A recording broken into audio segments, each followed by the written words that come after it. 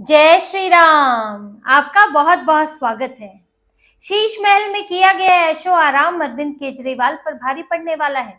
अरविंद केजरीवाल जो शीश महल से चले तो गए हैं, लेकिन उसकी जांच भी उनके पीछे पीछे चल रही है कि अरविंद केजरीवाल ने शीश महल में क्या क्या किया, किस तरह की वहां पर गड़बड़ियां हुई, क्या खरीदा गया, कैसे खरीदा गया, क्या बदलाव किए गए और कैसे जनता के पैसे का दुरुपयोग हुआ। अब इसकी एक रिपोर्ट बनकर तैयार हो गई है। ये सब जो आरोप लगे थे उसकी एक रिपोर्ट बनी है और ये बनाई है सीपीडब्ल्यूडी यानी कि सेंट्रल पब्लिक वर्क्स डिपार्टमेंट ने, और ये रिपोर्ट केंद्रीय सतर्कता आयोग को सौंप दी गई है। CVC, central vigilance committee, CVC इस रिपोर्ट के आधार पर मामले की जांच आगे बढ़ाएगा और साथ ही फ्यूचर कोर्स ऑफ एक्शन क्या होना चाहिए, आगे क्या कार्रवाई होनी चाहिए, इसके ऊपर फैसला लेगा। देखिए, अधिकारियों के हवाले से जो सोर्सेस के आधार पर मीडिया रिपोर्ट्स में लिखा गया है उसमें बताया गया है कि इस रिपोर्ट में गड़बड़ियों की बात है, इस रिपोर्ट में जनता के पैसे के दुरुपयोग की बात है, इसके रेनोवेशन में खासतौर से जो इसमें बदलाव मरम्मत के नाम पर जो करोड़ों करोड़ रुपया खर्च किया गया उसका जिक्र किया गया है। अब सीवीसी सक्रियता के साथ इस मामले को आगे बढ़ा रहा है और कल को इस रिपोर्ट के आधार पर केजरीवाल को पूछताछ के लिए, जांच के लिए बुलाया जा सकता है। अब अरविंद केजरीवाल इसमें फंसने वाले हैं। देखिए, इतने दिनों से मामला शांत था, इस पर चर्चा नहीं थी क्योंकि इस पर जांच हो रही थी। जो शीश महल, ये वैसे तो इसका नाम है 6 फ्लैग स्टाफ रोड पर ये बंगला है जो कि मुख्यमंत्रियों का आवास हुआ करता था। अरविंद केजरीवाल का भी आवास था जब मुख्यमंत्री थे। अब इसमें कई गड़बड़ियां हुई थी जिसकी शिकायत पहले एलजी को की गई थी और उसके बाद इसमें जांच के आदेश दिए गए थे। फिर इसमें सीपीडब्ल्यूडी और सीवीसी की एंट्री हुई। और देखिए, सीपीडब्ल्यूडी है सेंट्रल पब्लिक वर्क्स डिपार्टमेंट जो कि केंद्र का है, और जो अरविंद केजरीवाल के समय पर जो दिल्ली का है वो है पीडब्ल्यूडी यानी कि पब्लिक वर्क्स डिपार्टमेंट। अब इस पूरे मामले में पीडब्ल्यूडी की भूमिका जो है वो संदेह के घेरे में है, क्योंकि जब अरविंद केजरीवाल ने ये शीश महल के पुनर्निर्माण का इनका आइडिया आया और इसको शुरू किया तो उसमें पीडब्ल्यूडी देख रहे थे सत्येंद्र जैन। अब पीडब्ल्यूडी ही उसके लिए बजट पास करेंगे कि रेनोवेशन के लिए इतना पैसा लगेगा, ये मरम्मत करानी इतना पैसा लगेगा, क्या सामान चाहिए उसके लिए बजट पास होगा। अब इसके अंदर इन्होंने किया क्या कि आपको 1 करोड़ से ऊपर के बजट के लिए एलजी की अनुमति चाहिए होती है, तो इन्होंने 99 लाख के बजट बनाए, तोड़ दिया उसको, 99 लाख का बजट बनाया और अप्रूवल सिर्फ डिपार्टमेंट से हो गया।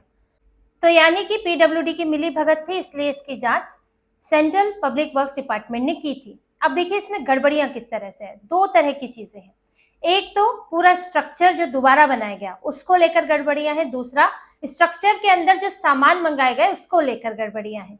अब जो स्ट्रक्चर बना, इन्होंने जो परमिशन मांगी थी, जो इन्होंने लिख के दिया था कि हम इसमें मरम्मत कर रहे हैं, थोड़ा बहुत बदलाव कर रहे हैं, इसके लिए बजट इन्होंने अनुमानित एक बजट दिया था, वो भी करोड़ों रुपए का था।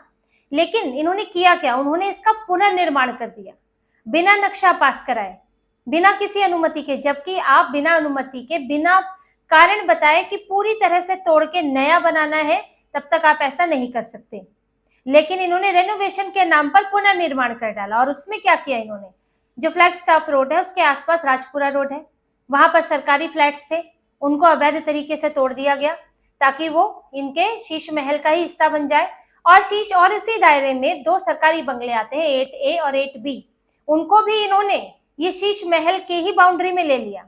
अब सोचिए, अरविंद केजरीवाल को वो कम पड़ रहा था जिसमें पहले शीला दीक्षित रहती थी, तब वो शीला दीक्षित के लिए ठीक था, वो यहाँ पर 15-15 साल रह गई मुख्यमंत्री के तौर पर, लेकिन अरविंद केजरीवाल को वो छोटा लगने लगा।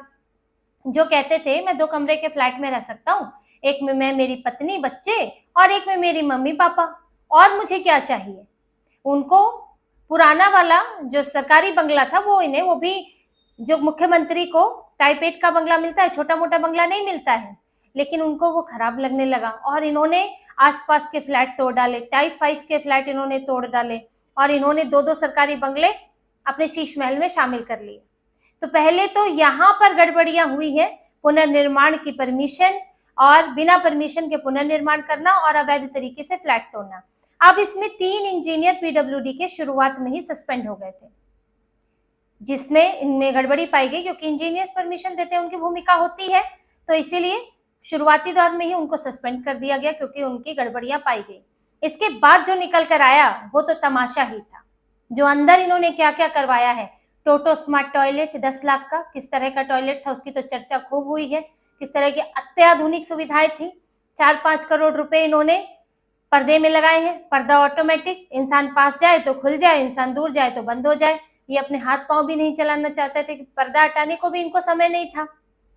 तीसरा, इन्होंने सैनिटरी के जो उत्पाद होते हैं, बाथरूम के उत्पाद होते हैं, साबुन, साफ सफाई के और पेपर रोल वगैरह, इस सब में 15 करोड़ रुपए लगे। इनका सोफा, वो भी हाईटेक सोफा था, पीछे हो जाओ तो अपने आप लेटने के लिए पलंग जैसा बन जाए, आगे हो जाओ तो सोफे जैसा बन जाए, इस तरह का हाईटेक सोफा। इनके घर में मसाज की 3-3 मशीनें, मसाज वाली कुर्सियां थी, सोना बना हुआ था, 65 लाख का कुछ टीवी था इनके पास, बहुत बड़ा, और वो भी अत्याधुनिक किस्म का टीवी।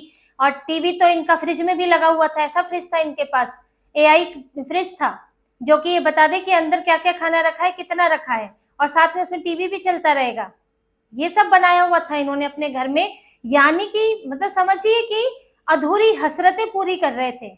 एक अमीरी के सपने देखे होंगे इन्होंने कभी, जो कभी ऐसी अधूरी ख्वाहिशें कि एक बार अब पैसा मिल गया है तो दुनिया के सारे सुख, चैन, आराम, लग्जरी उठा लूं, पता नहीं फिर मिले ना मिले। ऐसा इनको लगा, क्या लगा इन्हें कि सारी हसरतें पूरी कर लूं अपनी, तो एक से एक महंगा सामान मंगा के रख लिया।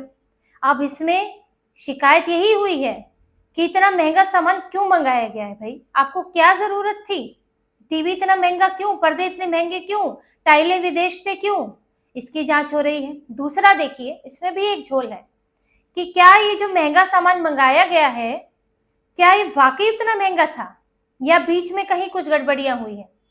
इसके टेंडर भी देखे जा रहे हैं कि इस टेंडर में आपने सामान लिखा तो उसकी पर्चियां कहाँ हैं, कि जो आपके घर में लगा हुआ है क्या वाकई आपने वही मंगाया था, और या फिर आपने मंगाया कुछ और था, उसका रेट लगा दिया गया और घर में आया सस्ता सामान। तो ये सब जांच हो रही है अभी कि अगर बीच में कोई पैसा खाया गया है कॉन्ट्रैक्टर से, कि एक कॉन्ट्रैक्टर को ज्यादा पैसा दिलवा दिया महंगे सामान के नाम पर, कुछ कमीशन ले लिया, ये भी देखा जा रहा है। तो शराब घोटाले में फंसे हुए अरविंद केजरीवाल अब शीश महल घोटाले में भी फंसते नजर आ रहे हैं। इन्होंने इस पर एक बार भी जवाब नहीं दिया कि शीश महल में इतनी शानो शौकत किस लिए कर रहे थे, शीश महल को इतना बड़ा बनाने की क्या जरूरत थी, पहले वो शीश महल नहीं था, बाद में इन्होंने उसे शीश महल बना दिया। और इसका जवाब इनकी पार्टी नहीं देगी, बस उसको पॉलिटिकल बदला कहकर ये लोग मीडिया के सवालों को टाल जाते हैं। लेकिन अब तो जांच हो रही है, अब सीपीडब्ल्यूडी ने अपनी रिपोर्ट सौंप दी है।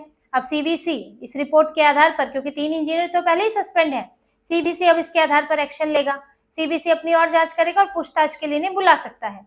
अरविंद केजरीवाल और उस दौरान के पीडब्ल्यूडी मंत्री सत्येंद्र जैन, इन लोगों को बुलाया जा सकता है। अब ये जवाब देंगे। 2020 में जब कोरोना से लोग त्राहिमाम कर रहे थे, सिलेंडर नहीं मिल रहा था, लोगों की नौकरियां गई हुई थी, तब उसी कोरोना में अरविंद केजरीवाल ने शीश महल खड़ा किया, तभी इन्होंने काम शुरू किया, क्योंकि उस वक्त लोगों की नजर नहीं थी, सरकारें किसी और चीज में व्यस्त थी, यहाँ पर कोरोना को लेकर इतना हाल बुरा था, तो इन्होंने सोचा पीछे पीछे से हम शीश महल बना लेते हैं। लेकिन अब तो जवाब देना पड़ेगा और अरविंद केजरीवाल अब आए जवाब देने। और अगर इसमें बड़ी गड़बड़ियां, अभी तो रिपोर्ट पूरी तरह सामने नहीं आई है, जो भी सूत्रों के हवाले से सामने आया है, लेकिन अगर बड़ी स्तर की गड़बड़ियां होंगी तो अरविंद केजरीवाल बहुत बुरे फंसने वाले हैं। ये किसी शराब घोटाले से कम नहीं माना जाएगा, क्योंकि जनता के पैसे का अपने फायदे के लिए इस्तेमाल किया गया है। और इसमें सिर्फ अरविंद केजरीवाल ही नहीं, ऊपर से नीचे तक कई और लोग भी फंस सकते हैं, क्योंकि ये पूरी मिली भगत आदेश देने से लेकर पूरा हिसाब किताब करना और जो भी इसमें शामिल था, वो सब अब जल्दी ही नपने वाले हैं। तो इसी तरह की और खबरें और विश्लेषण आपके लिए लाते रहेंगे। हमसे जुड़े रहिए, सब्सक्राइब कीजिए, कमेंट कीजिए। बहुत बहुत धन्यवाद। जय श्री राम।